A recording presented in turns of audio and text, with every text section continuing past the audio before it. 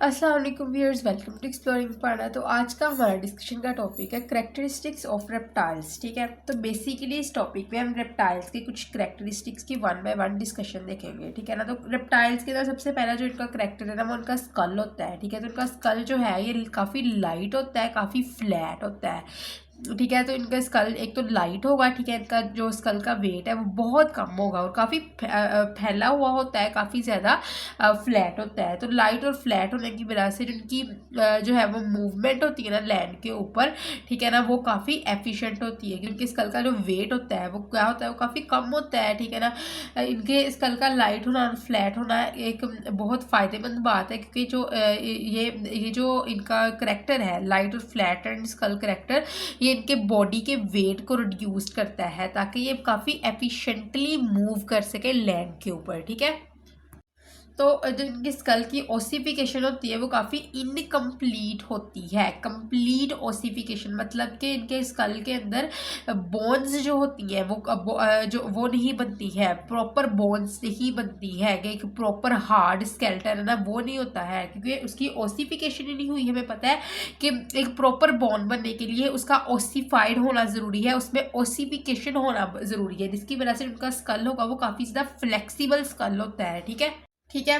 तो जो इनके स्कल की ना वो आर्टिकुलेशन हुई होती है। ठीक है ना। अब आर्टिकुलेशन क्या है? आर्टिकुलेशन एक ऐसा प्रोसेस है जिसके जरिए स्कल बोन्स कनेक्टेड होते हैं। ठीक है ना, एक दूसरे के साथ और वर्टिब्रल कॉलम के साथ ये कनेक्ट होते हैं। ठीक है ना, ताकि एफिशिएंटली ये जो है वो मूव कर सके स्कल। ठीक है ना, फ्लेक्सिबिलिटी मिले स्कल को मूव करने के लिए और उनका हेड जो है वो क्या हो जाए, वो मोबाइल हो जाए कि स्कल बोन आपस में इस तरह अटैच होते हैं और स्कल बोन वर्टिब्रल कॉलम के साथ इस तरह अटैच होते हैं ताकि फ्लेक्सिबली हेड इनका मूव कर सके। ठीक है, articulation of skull is done when occipital condyle articulate with आल्टस वर्टिब्रा। ठीक है ना, कि ओसिपिटल कॉन्डाइल एक राउंड बोनी नॉब होती है स्कल की बेस के ऊपर। ठीक है ना, एक राउंड सी बोनी नॉब है जो कहाँ पे है, वो स्कल की बेस पे प्रेजेंट है और ये जो राउंड बोनी नॉब है ये आर्टिकुलेट करती है आल्टस वर्टिब्रा के साथ। तो बेसिकली आल्टस वर्टिब्रा कौन सा वर्टिब्रा है? ये है सर्विकल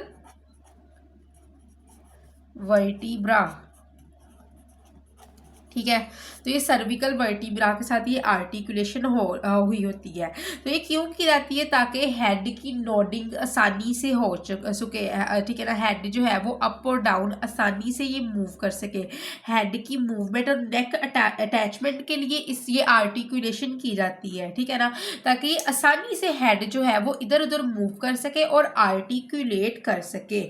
ठीक है, ना जो रेप्टाइल्स होते हैं ना इनके पास एक ही ओसिपिटल कॉन्डाइल होती है। ठीक है ना, जिस तरह एम्फीबियन और बर्ड्स है इनके पास एक ही ओसिपिटल कॉन्डाइल है, इसी तरह ही रेप्टाइल के पास भी होती है। और ये कहाँ पे होती है ओसिपिटल जो कॉन्डाइल है? ये स्कल की बैक साइड के ऊपर होती है। ठीक है ना, it is present on the back side of the skull. ठीक है, और जो ये इनकी जो ये ओसिपिटल कॉन्डाइल है ये ज्वाइन करती है किसके साथ? जो हम इनकी गर्दन का वर्टिब्रा है उसके साथ सर्विकल वर्टिब्रा, नेक वर्टिब्रा के साथ, ताकि जो इनकी हेड की नोडिंग है वो आसानी से हो सके। ठीक है, अच्छा तो अब हम बात करते हैं रेस्पिरेशन। ठीक है, रेस्पिरेशन की अगर हम बात करें तो रेप्टाइल्स जो होते हैं ना रेस्पिरेशन करते हैं अपने लंग्स के जरिए। ठीक है, तो इनका ब्रीदिंग के लिए जो ये ऑर्गन इन्होंने चूज किया है वो इनके लंग्स है। ठीक है, तो एम्फीबियन के में जिस तरह जो है वो लंग्स जो थे वो रेप्टाइल्स के एम्फीबियन के मुकाबले में काफ़ी ज़्यादा वेल डेवलप्ड है, काफ़ी ज़्यादा एफिशिएंट लंग है इनके। ठीक है, क्लियर। तो अगर हम रेस्पिरेशन की अगर हम बात करें तो लंग्स के ज़रिए इन्होंने रेस्पायर करना होता है। तो बेसिकली लंग्स के ज़रिए किस तरह रेस्पायर करते हैं? तो सबसे पहले जो इनके रिब मसल है वो कॉन्ट्रैक्ट करेंगे। ठीक है, चेस्ट कैविटी में जो है वो स्पेस बढ़ जाएगी। तो बेसिकली लंग्स के ज़रिए किस तरह रेस्पिरेशन करते हैं? तो सबसे पहले क्या होता है? इनहेलेशन, फिर गैस एक्सचेंज और फिर एक्सपायरेशन। तो इनहेलेशन में क्या होगा? इनके रिब मसल्स उसी तरह जिस तरह नॉर्मल मैमल्स में होता है, रिब मसल्स कॉन्ट्रैक्ट करते हैं, थोरेसिक कैविटी बढ़ती है।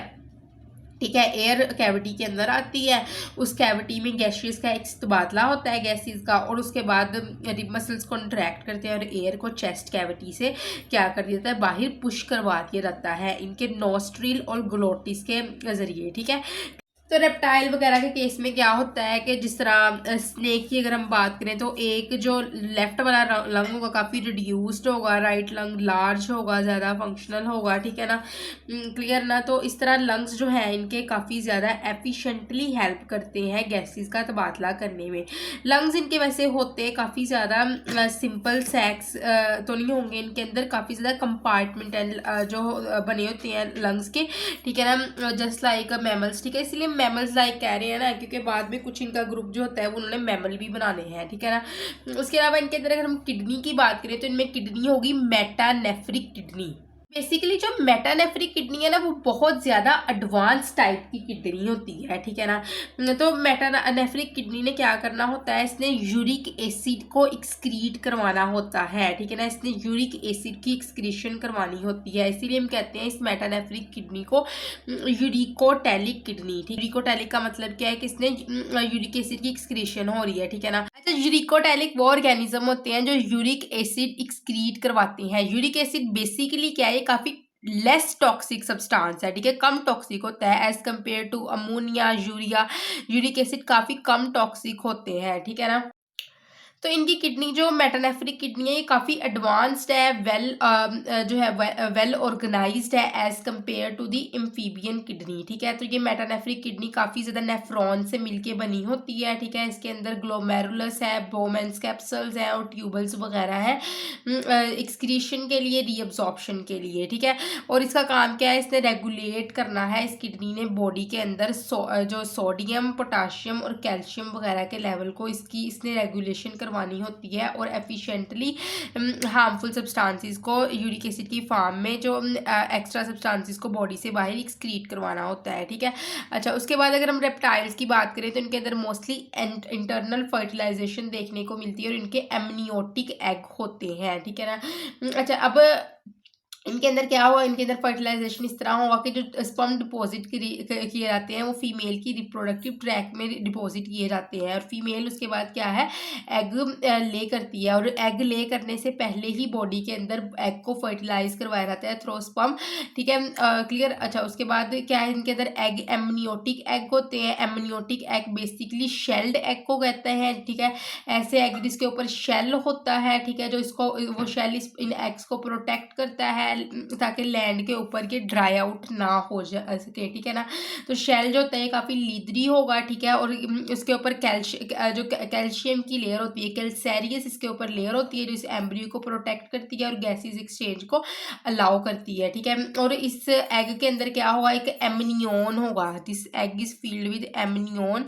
एमनियोन बेसिकली क्या है, एक फ्लूइड फील्ड सैक होता है, कुशन होता है जो इस एम्ब्रियो को प्रोटेक्ट कर रहा होता है। That's why we are calling it as an amniotic egg, ठीक है। तो जिस एमनियोन इस फ्लूइड ने इसको क्या है, इसको मॉइस्चर प्रोवाइड करना है इनके एग्स को ताकि ये ड्राइंग आउट से बच सके, ठीक है। उसके बाद रेप्टाइल्स की जो स्किन होती है काफ़ी ड्राई होती है और कैरेटनाइज स्किन होती है। कैरेटन मतलब कि वो प्रोटीन जो हमारी नाखून वगैरह और बाल वगैरह बनाती है वही प्रोटीन जो है वो इनकी स्किन बनाती है, ठीक है। इसका मतलब क्या है कि केराटिन हमें पता है कि ये वाटर के अंदर से ना जो केराटिन जो होती है ये वाटर में हल नहीं होती है, इसीलिए जो इनकी बॉडी जो होती है इसके ऊपर भी पानी नहीं ठहर सकता है, ठीक है ना। तो ये कैरेटनाइज्ड एपिडर्मल स्केल्स होते हैं। तो केराटिन रेजिस्टेंट, वाटर रेजिस्टेंट, एक रेजिस्टेंट प्रोटीन है, ठीक है ना। और ये क्या होता है कि कैरेटिनोन जो होता है ना ये इनकी जो स्ट्रक्चर पूरी बॉडी की स्ट्रक्चर है एपिडर्मस है ना वो बना रहा होता है, ठीक है ना। एपिडर्मस के ऊपर होता है, प्रेजेंट होता है केराटिन, ठीक है। तो बेसिकली ये केराटिन कहाँ पे मौजूद है, ये एपिडर्मस के ऊपर मौजूद है। ये केमिकली केराटिन जो होगा ये बाउंड होगा किसके साथ, फोस्फोलिपिड के साथ। This keratin is bound to the phospholipid, ठीक है। फोस्फोलिपिड के साथ ही केराटिन बाउंड होता है ताकि वाटर को सरफेस के ऊपर से जो है उसकी ड्राइंग आउट ना हो सके। जिस तरह हमें पता था ना एम्फीबियंस में क्या था, स्किन की लेयर बहुत थिक होती है जिसकी वजह से आसानी से पानी जो है वो उस थिक लेयर के जरिए अवेपोरेट कर जाता था बाहर को। लेकिन इनके अंदर वो स्किन की लेयर के ऊपर क्या है, एक थिक केराटिन की लेयर है जिसकी वजह से आसानी से इसमें से वाटर अवेपोरेट नहीं कर सकेगा और पानी जो है वो बॉडी के अंदर रिटेन रहेगा, ठीक है, क्योंकि इन्होंने लैंड पे रहना होता है, ठीक है ना। मोस्टली जिस तरह के हमारे पास लिजर्ड्स वगैरह हैं, उन्होंने लैंड पे मोस्टली रहना होता है, तो पानी के साथ उनका इतना कॉन्टैक्ट नहीं हो रहा है, ठीक है ना। तो यही वजह है कि पानी उनकी बॉडी के अंदर कंजर्व है, केराटिन की लेयर ने वेपोरेशन को इम्पॉसिबल लेवल तक रोका हुआ है, ठीक है। उसके बाद क्या है इनका हैबिटेट की अगर हम बात करें तो ये सारे रीजन में पाई जाएगी एक्सेप्ट अंटार्कटिका, क्योंकि अंटार्कटिका का हैबिटेट बहुत ज़्यादा सर्द होता है, तो यहाँ पे ये सर्वाइव नहीं कर सकते हैं रेप्टाइल्स, ठीक है। तो ये अंटार्कटिका के अलावा पूरी दुनिया में देखने को मिलेंगी, ठीक है ना। और ये ट्रॉपिकल और सब ट्रॉपिकल इन्वायरमेंट में बहुत ज़्यादा होंगी, और बेसिकली रेप्टाइल्स के ऑलमोस्ट 17 ऑर्डर देखने को मिलते हैं वर्ल्ड वाइड, ठीक है। क्लियर। तो आई होप सो कि आपको कैरेक्टरिस्टिक्स ऑफ रेप्टाइल्स की समझ लग गई होगी, लेकिन किसी भी किस्म की कंफ्यूजन है तो कमेंट सेक्शन में पूछ सकते हैं। थैंक यू सो मच, अल्लाह हाफिज़।